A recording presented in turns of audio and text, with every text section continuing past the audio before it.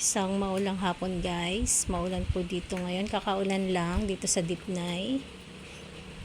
Hindi namin na nadaing ng maayos yung dinadaing namin kanina. Gawa ng biglang sumama yung panahon. Ayan. Umuulan-ulan. Kakaulan lang naman dito ngayon. Pagdating kasi namin, grabing init. Mga 3 days na ata kami dito, 4 days sa Dipnay. Tapos pala ito guys, so, nakikita niyo yan. Naputol na sanga ng puno na malaki. Sabi ni guard, nakiglatan daw yan. Natamaan ng kidlat. Ayan ang nangyari po. Ayan. Grabe yung kidlat na yun. Matindi. Nakakatakot. Nabali yung puno. Ayan. Medyo masama yung panahon dito ngayon. Ngayon lang to.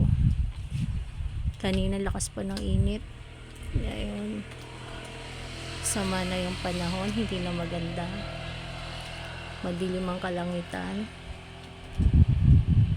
Hindi natin alam kung tuloy-tuloy ito hanggang bukas. Sunod na araw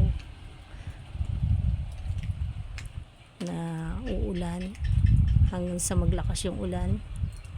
Hindi natin alam.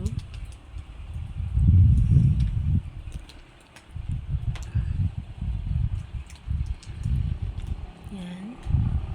Mahirap lang dito tubig saka kuryente. Yun ang wala pa dito. Hindi pa nakakaabot sa Dipnay yung water district and Paleco. Solar lang yung nagamit ng mga tao dito. Tapos may balon dun sa baba. Ayan. Yun ang inaasahan ng mga tao dito, yung balon na may tubig na pinagkukunan nila.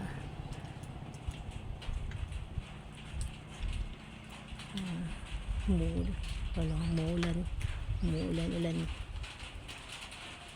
Malakas-lakas na yung ulan guys. Parang uulan na ng malakas.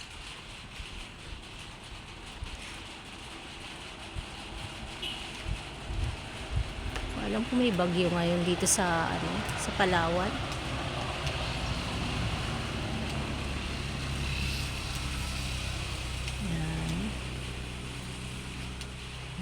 Ulan. Bye muna guys. Bye.